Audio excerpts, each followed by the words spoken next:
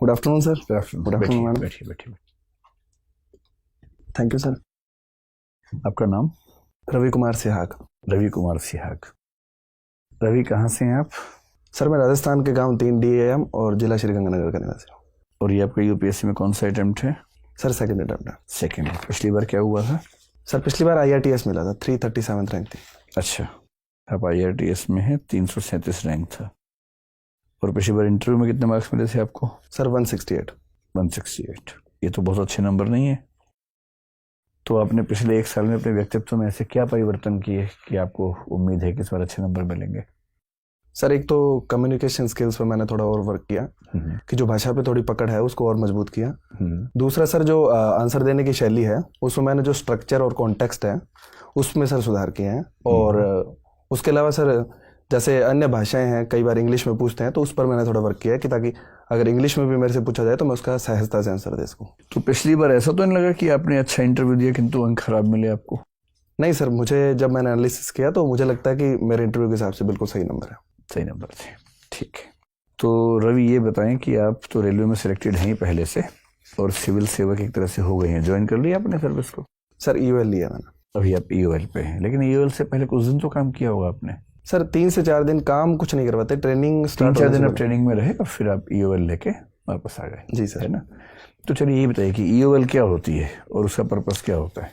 Sir EOL का मतलब होता है एक्स्ट्रा ऑर्डिनरी लीव।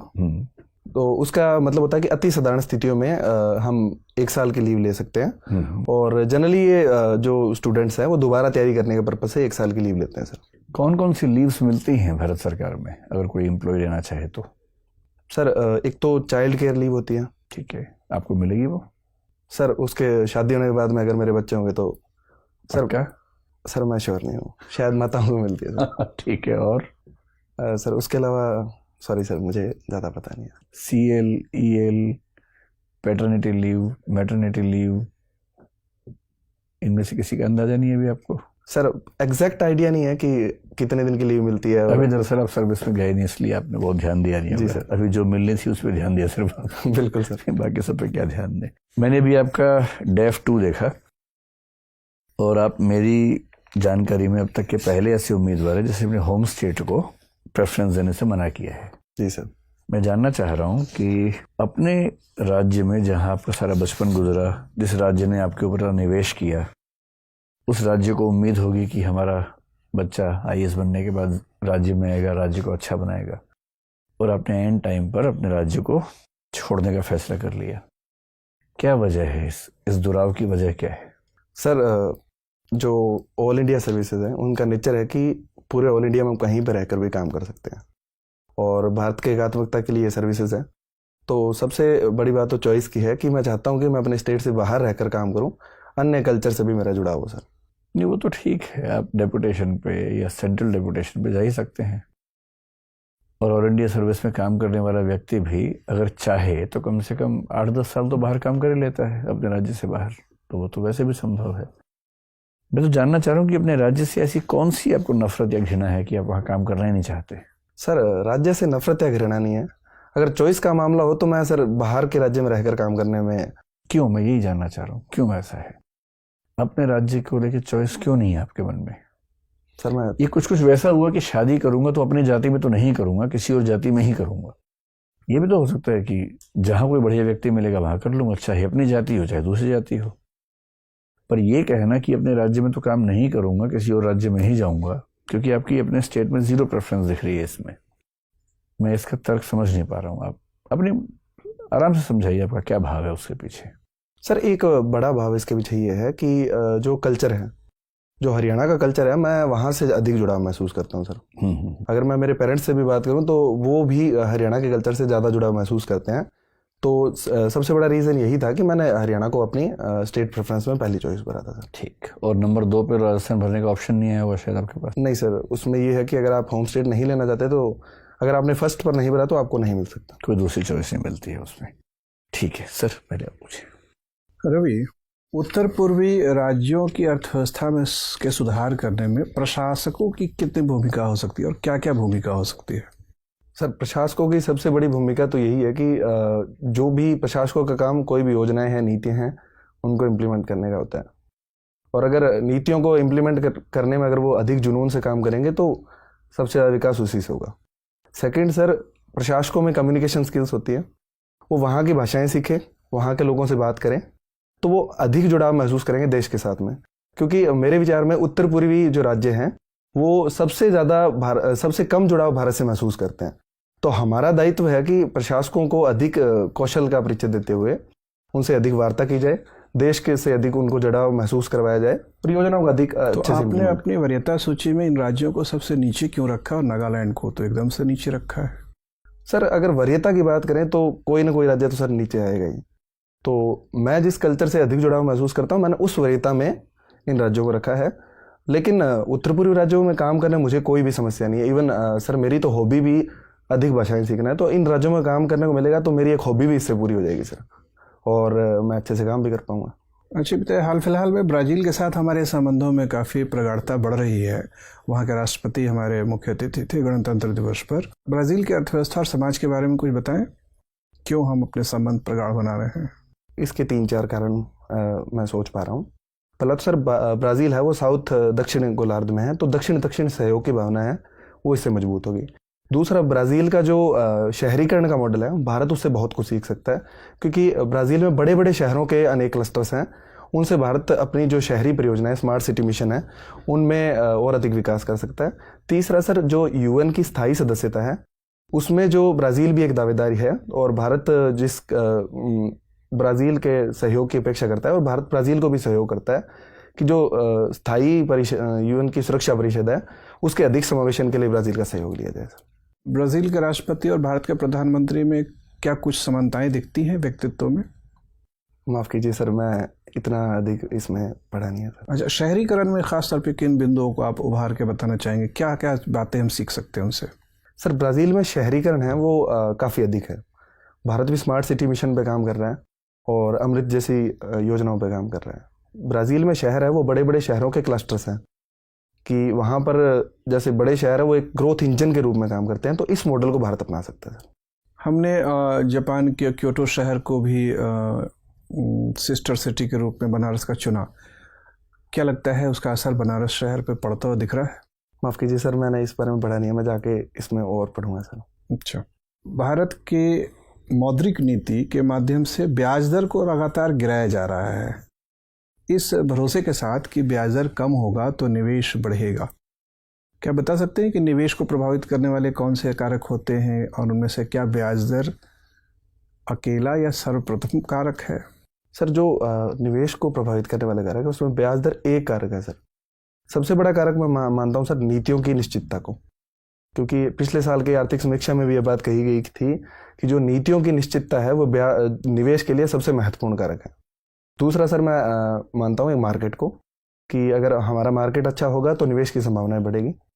तीसरा मानता हूँ सर इंफ्रास्ट्रक्चर को, निवेश वहीं आकर्षित होगा जहाँ पर इंफ्रास्ट्रक्चर और ज़्यादा डेवलप्ड होगी, और उसमें सर ब्याज दरों का एक अच्छा मानना चाहूँगा, क्योंकि ब्याज दर अगर कम होगी तो ऋण कम दरों पे मिलेगा और अधिक निवेश कर सकेंगे। ठीक है, धन्यवाद। Ravi, yes sir. just you have mentioned that you are good in English. Then why you are not opted IFS as a first choice? Sir मेरा जो रुझान है वो भारत में रहकर काम करने की तरफ अधिक है, लेकिन अगर IFS मिलता है तो मुझे उसमें कोई समस्या नहीं है सर।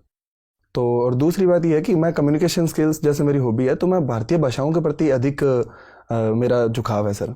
तो अगर भारत में रहकर काम करने को मिलेगा तो मेरी वरीयता सर पहली वो होगी। पंजाब हरियाणा इन दोनों की जो डायलेक्ट है इसमें डिफरेंस क्या है? राजस्थान से जिस क्षेत्र से आप आते हैं वहाँ से क्या डिफरेंस महसूस किया डायलेक्ट में जो वहाँ के लोकल? सर जो अगर वर्णों के स्तर पर बात करें तो हरियाणवी ट वर्ग जो हिंदी का है वो प्रधान भाषा है, ट ठ ड ढ उनका ज़्यादा प्रयोग होता है, और हरियाणवी थोड़ी सी सर स्लो भाषा बोल सकते हैं पंजाबी के मुकाबले। पंजाबी थोड़ी तेज़ भाषा है अगर बोलते हैं तो।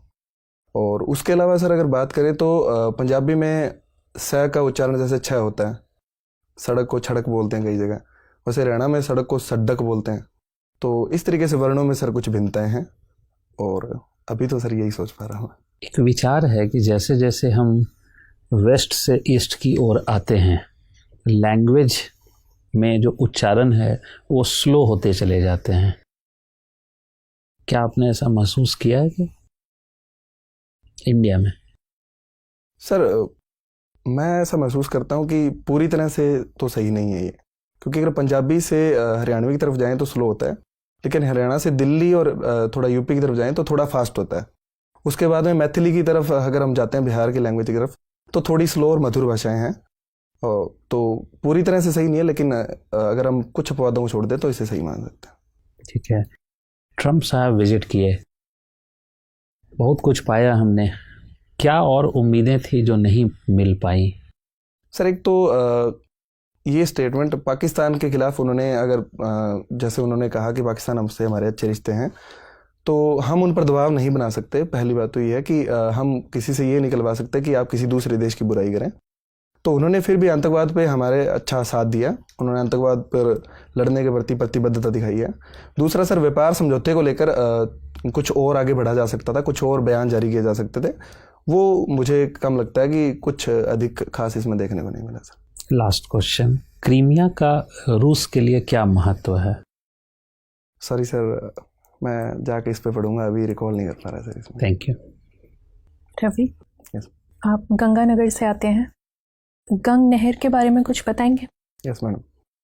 गंग नहर का निर्माण मैडम महाराजा गंगा सिंह के समय पे कुछ इंजीनियर्स के द्वारा उन्होंने भेजकर इस नहर की स्थापना करवाई थी, और ये मुख्यतः पंजाब, हरियाणा और राजस्थान के उत्तरी भाग में सिंचाई की सुविधा उपलब्ध है। इसकी जब स्थापना हो रही थी तो एक ट्राइपर्टाइट एग्रीमेंट हुआ था, 3 लोगों के बीच एक एग्रीमेंट हुआ था। बता सकते हैं कौन 3 लोग थे? उसके बाद ही ये नहर खुल पाई थी। Sorry madam. अच्छा, इसमें हाल ही में प्रदूषण की बहुत मात्रा पाई जा रही है, जिसकी वजह से वहाँ के लोग बहुत परेशान हैं। तो इसके पीछे क्या कारण है? क्यों प्रदूषण इस तरह से है कि लोग 15-15 दिन तक पानी नहीं काम में ले रहे हैं? मैम, इसका प्रदूषण का सबसे बड़ा वजह जो इंडस्ट्री का वेस्ट है वो सीधे नहरों में बहाया जा रहा है। पंजाब ये में कहाँ से आ रहा है? मैम, पंजाब में कुछ इंडस्ट्रीज़ है और कुछ राजस्थान की इंडस्ट्रीज़ है। वो उनका एफ्लुएंट है, वो बिना ट्रीट किए सीधा नहरों में डाला जा रहा है। सबसे बड़ी वजह यही है प्रदूषण की। तो इसके बारे में पंजाब की सरकार कुछ कदम उठा रही है? क्योंकि ये तो काफ़ी विचारणीय दिक्कत हो गई है वहाँ के लिए, लोगों के लिए। कैंसर के केसेस आ रहे हैं हर दिन। जी मैडम, पंजाब सरकार ने इस पर संज्ञान लेते हुए इंडस्ट्रीज़ पे कुछ कार्रवाई के निर्देश दिए हैं। उनको कुछ जैसे सीवरेज ट्रीटमेंट प्लांट ये सभी स्थापित करने का निर्देश दिया है, और कुछ गाइडलाइंस भी जारी की है, और कुछ समय सीमा भी दी है ताकि वो इस पर काम करें। अच्छा, ठीक है। भारत सरकार BS6 लेके आने वाली है, अप्रैल में ये लागू हो जाएगा, लेकिन इस पे एक सेस लगाने की बात की जा रही है BS6 फ्यूल्स पे। दूसरी तरफ जब हम बात करते हैं इलेक्ट्रिकल व्हीकल्स की, तो एनवायरनमेंट को ध्यान में रखते हुए सरकार वहाँ पे इंसेंटिव्स दे रही है, जो लोग खरीदेंगे उनको छूट दे रही है। तो BS6 भी एनवायरनमेंट के लिए आ रहा है, इलेक्ट्रिक व्हीकल्स भी एनवायरनमेंट के लिए आ रहे हैं। तो ये 2 तरीके की रणनीति क्यों अपनाई है सरकार? एक तरफ सेस लग रहा है और दूसरी तरफ इंसेंटिव मिल रहे हैं। मैडम, ये मुख्यतः रणनीति इस बात पे है कि अभी जो इलेक्ट्रिक व्हीकल्स का जो उद्योग है वो भी शैशवावस्था में है। उसके लिए हमने बहुत सारी स्कीम्स भी चला रखी है, और भारत जहाँ पर INDC को पूरा करने के लिए भारत के लक्ष्य हैं, उसमें इलेक्ट्रिक व्हीकल्स को बढ़ावा देना एक अच्छा क्रांतिकारी कदम है। लेकिन अगर BS6 जो फ्यूल हैं वो भी इसी दिशा में काम करने का है, तो दिशाओं में भिन्नता नहीं है। भिन्नता इसी बात में है कि हम पेट्रोल के जो जीवाश्म तेल आधारित जो ईंधन पर वाहन चलते हैं उनको हतोत्साहित करें और इलेक्ट्रिक व्हीकल्स को प्रोत्साहित करें। तो अगर इस पे सेस लगेगा तो लोग तो चाहेंगे BS4 पे ही लगे रहें। क्यों BS6 पे ज़्यादा पैसे दे के हम एक ज़्यादा जो क्लीनर फ्यूल है हम उस पर पैसे ज़्यादा दे के वो डलवाएं? होने तो पर्यावरण को नुकसान, लोगों को तो अपनी जेब पहले प्यारी होती है। मैडम, लोगों को ये भी समझाने की ज़रूरत है कि अगर उनकी BS6 गाड़ियाँ हैं, उनमें अगर BS4 का अगर हम पेट्रोल या डीजल डलवाएंगे तो उनकी गाड़ियों पे अल्टीमेटली नुकसान होगा और फिर उनकी सर्विसिंग कॉस्ट भी बढ़ जाएगी। ठीक है। मेरा आपसे आखिरी सवाल, आपने लिखा है कि आप टेरेस एंड किचन गार्डनिंग में इंटरेस्ट रखते हैं। जी मैडम। तो पहला सवाल कि टेरेस गार्डनिंग गंगानगर में कैसे, और दूसरा टेरेस गार्डनिंग और टेरेस फार्मिंग में क्या फ़र्क होता है? मैडम, मैं घर पे जो कृषि करता था वो घर पे ज़मीन पे करते थे, घर के अंदर जो छोटी भूमि होती है उस पर करते थे। बिल्कुल। तो उसके लिए किचन गार्डनिंग शब्द है, लेकिन पिछले कुछ समय से मैं दिल्ली रह रहा हूँ, तो उसी इंटरेस्ट को मैंने आगे बढ़ाते हुए यहाँ पर जगह की कमी है तो मैंने छत पे कुछ सब्जियाँ वगैरह उगाने का फैसला लिया, तो इसलिए मैंने टेरेस गार्डनिंग का लिखा है। किस तरह का स्ट्रेटम आप यूज़ करते हैं जब टेरेस गार्डनिंग की जाती है? क्या लेयर बिछाई जाती है वहाँ पे? मैडम जनरली मैं कुछ मिट्टी जो मैंने पास में एक नर्सरी है जहाँ पे मैं रहता हूँ वहाँ से मैंने कलेक्ट की। कुछ विशेष तरह की मिट्टी होती है, कुछ नाम होता है, कुछ विशेष खाद होती है इसके लिए? जी मैडम, एक वहाँ से मैंने नॉर्मल मिट्टी उठाई, उसके साथ में मैम कोकोपीट होता है, उसको मैंने कुछ मिक्स किया उसके साथ में। कोकोपीट किस चीज़ का बना होता है? मैम जो नारियल का भूसा होता है उसका बना होता है। और टेरेस फार्मिंग से ये कैसे अलग होता है? टेरेस फार्मिंग जो व्यापक स्तर पर की जाती है उसे टेरेस फार्मिंग कहते हैं, और टेरेस गार्डनिंग जो बस छोटे ये स्तर पर फर्क होता है? सॉरी मैडम, टोपोग्राफी का कुछ फर्क? सॉरी मैडम, मुझे इसके बारे में आइडिया नहीं। चलिए, thank you. Ravi, yes sir. Bharat की अगर यात्रा की जाए तो सबसे दक्षिण में जाके हम कहाँ रुकेंगे, किस जगह पर? भारत का सबसे दक्षिण का पॉइंट क्या है? माफ कीजिए सर, एग्जैक्ट नाम मैं याद नहीं कर पा रहा हूँ। कौन से राज्य में है? अंडमान निकोबार में है सर। अंडमान निकोबार में है, ठीक है। अच्छा, आप भारत के पूर्वी तटों को पकड़कर चलिए नीचे की तरफ, जी सर, और पश्चिमी तट को चलिए। कौन सा तट आपको ज़्यादा डेवलप्ड नज़र आता है? शहरीकरण, औद्योगिकरण, नगरीकरण के सेंस में भारत का पूर्वी तट ज़्यादा विकसित नज़र आता है या पश्चिमी तट आपको?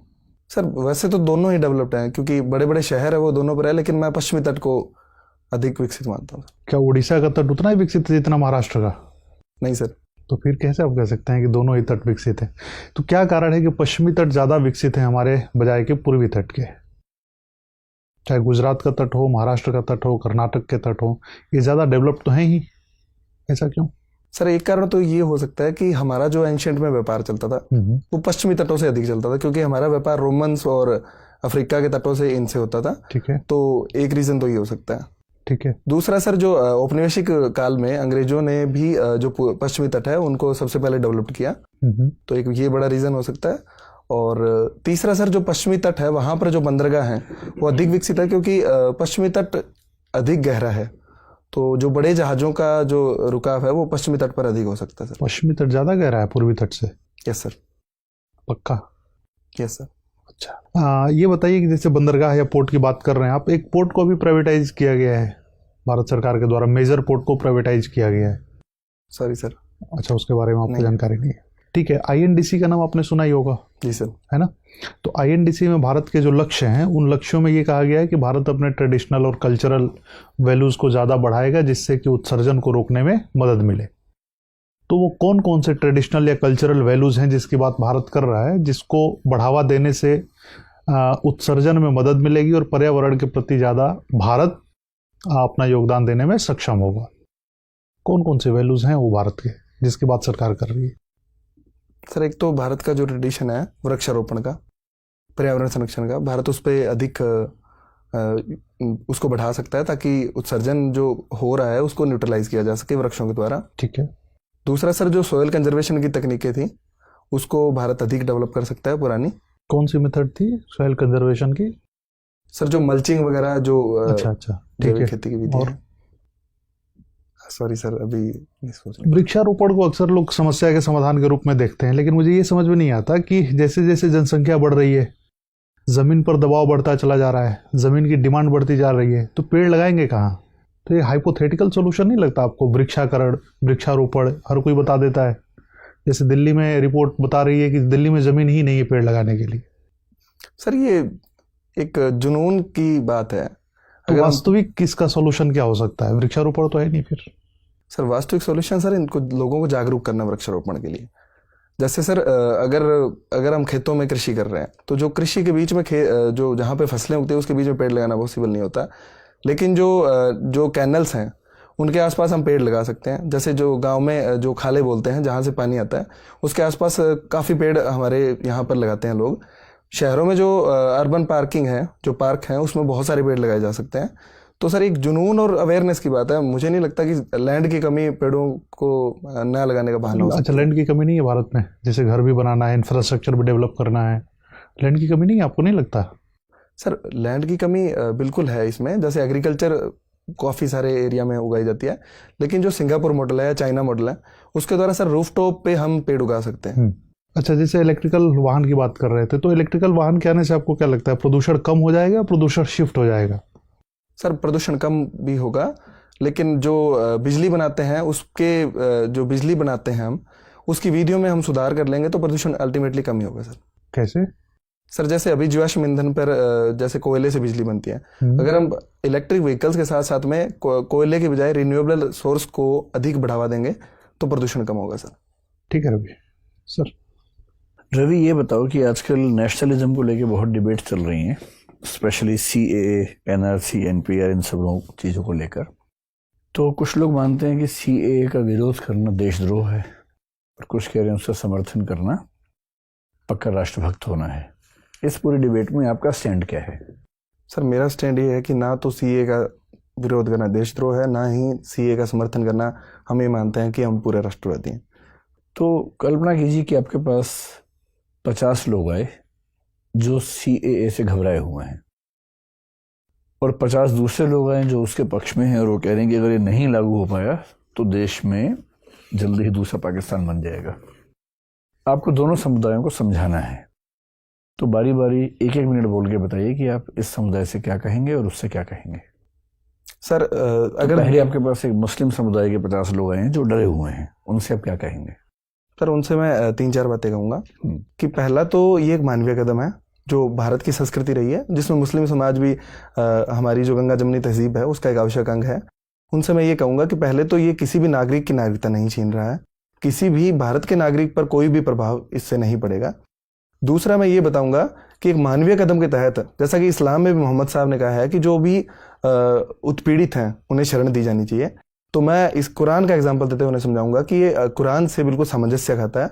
और अगर धर्म ग्रंथों का इस्तेमाल करूंगा तो सर डेफिनेटली लोगों पर उसका प्रभाव ज़्यादा पड़ेगा। ठीक है। और अगर हिंदू समाज या जो भी दूसरा समाज आ गया, जी सर, अगर जो CAA के पक्ष वाला समाज है तो सर उसको मैं ये समझाऊंगा कि आप अगर इसका पक्ष में हैं तो आप इसको अधिक इसका दिखावा नहीं करना चाहिए, खास करके क्योंकि सर मेजोरिटी का ये दायित्व होता है कि वो माइनॉरिटी को अनसेफ फील नहीं करवाए। तो वो ऐसा कोई भी कदम उठाने से बचे जिससे दूसरों को असंतोष उभरता हो, तो मैं उनको इस तरीके से समझाऊंगा सर। ठीक है। सुप्रीम कोर्ट ने पिछले 1 से 1.5 साल में जो जजमेंट्स दिए, उन जजमेंट्स को देख के ऐसा लगता है कि कहीं कहीं वो सुपर प्रोग्रेसिव मूड में है। उसने कुछ ऐसे निर्णय दिए जो बहुत मुश्किल था स्वीकार करना कि हमारा सुप्रीम कोर्ट देगा। मैं प्रोग्रेसिव होने के सेंस में कह रहा हूँ। और कुछ ऐसे निर्णय दिए जिनको लेके लगता है कि वो काफ़ी रिग्रेसिव हो गया, स्पेशली शबरीमाला के मामले में निर्णय देने के बाद उसकी रिव्यू पिटिशन एक्सेप्ट करना और उसके बाद बड़ी बेंच को भेज देना, कॉन्स्टिट्यूशनल बेंच को। तो मुझे 2-3 ऐसे फैसले बताइए जो प्रोग्रेसिव हैं, 2-3 ऐसे बताइए जो प्रोग्रेसिव नहीं हैं, और इस पूरे सिचुएशन में सुप्रीम कोर्ट का मूल्यांकन आपकी राय में क्या है? सर एक तो जो महिलाओं को स्थायी कमीशन देने का फैसला है, ठीक है, इसे मैं प्रोग्रेसिव मानता हूँ सर। दूसरा फैसला सर जो 3 तलाक पर सुप्रीम कोर्ट का फैसला था, ठीक है, उसे मैं प्रोग्रेसिव मानता हूँ सर। और एक हालिया जो चुनाव में अपराधीकरण होता है, राजनीतिक अपराधीकरण, उसको रोकने के लिए हालिया फैसला, उसको मैं प्रोग्रेसिव मानता हूँ सर। और 377 जैसे? जी सर, समलैंगिकों को 377 को हटाना ये एक प्रोग्रेसिव कदम है सर। अब बताइए दूसरे वाले जो रिग्रेसिव हैं आपकी राय में। सॉरी सर, अभी शबरीमाला मामले में क्या चाहते हैं आप? सुप्रीम कोर्ट क्या फैसला दे? क्या वो जनता के दबाव में आके ऐसा फैसला दे जो खा पंचायत जैसा फैसला हो, या उसे अपने फैसले पर टिकना चाहिए जो उसने पहले दिया है? सर मेरे विचार में उसे अपने फैसले पर टिकना चाहिए, जो कि एक प्रोग्रेसिव फैसला था, चाहे खून खराबा हो जाए। सर खून खराबे, लेकिन हमारे पास लॉ एंड ऑर्डर के लिए पुलिस है, प्रशासन है। तो कोई भी समाज सुधार होता है सर, एक तीखी प्रतिक्रिया तो होती है, चाहे राजा राममोहन राय के समय में हुई हो, चाहे आज के समय में हो। लेकिन इस तीखी प्रतिक्रिया को एक बार लॉ एंड ऑर्डर से हम शांत कर सकते हैं। लेकिन अगर एक मौका मिला है समाज में प्रोग्रेसिव को स्टेप लेने का, तो सुप्रीम कोर्ट को सर उसी फैसले पर टिका रहना चाहिए। चलिए, मेरा आखिरी सवाल बस शुरू हो रहा है। आप ये मुझे बताएं कि आपकी राय में कोई अच्छा दोस्त जो होता है, अच्छा फ्रेंड, उसमें कौन कौन से उसी कैरेक्टरिस्टिक्स होती हैं कि अच्छा दोस्त है तो उसमें ये बातें होनी चाहिए? सर पहली बात तो कि वो हमारी जब हमारा एवोल्यूशन करे, या मेरा कोई दोस्त होगा अगर वो मेरा एवोल्यूशन करे तो वो ईमानदारी से करे। लेकिन अगर ऐसी स्थिति है जहाँ पर मैं थोड़ा डीमोटिवेट फील कर रहा हूँ, तो उसमें थोड़ा प्रोत्साहित करे, उसमें थोड़ा बहुत अगर वो अतिशोक्ति भी कर रहा है, क्योंकि उस समय अगर मुझे ज़रूरत है तो वो करना चाहिए। दूसरा सर, एक मददगार दोस्त होना चाहिए जो हमारे काम आए, जो जब भी हमें ज़रूरत हो तो अगर उसके लिए पॉसिबल है तो वो हमारी मदद करें। और तीसरा सर कि वो सामंजस्य बिठाए। जो अगर मैं भी उस दोस्त की जगह हूं तो मैं उसकी कुछ आदतों में सामंजस्य बिठाऊंगा और वो भी कुछ सामंजस्य बिठाए। काफी है। अब बताइए कि अच्छे दोस्त और अच्छे स्पाउस में कौन कौन से गुण मैच करते हैं, कौन कौन से मैच नहीं करते। जैसे ऐसे कुछ गुण जो दोस्त में हो तो अच्छे हैं, स्पाउस में हो तो बुरे हैं, या ऐसे कि स्पाउस में हो तो अच्छे हैं, दोस्त में हो तो बुरे हैं। सर वो तो देखने का नजरिया है कि कुछ मामले हम दोस्तों के गुण, लेकिन मुझे नहीं लगता कि सर इसमें कुछ डिफरेंस होगा, क्योंकि स्पाउस भी अगर एक अच्छी दोस्त हो तो उससे बेहतर कुछ नहीं हो सकता सर। ठीक है रवि, आपसे बात करके अच्छा लगा। हमारी तरफ से प्रश्न पूरे हुए। क्या आप कुछ पूछना चाहेंगे हमसे? नहीं सर, थैंक यू। ठीक है, धन्यवाद, जा सकते हैं।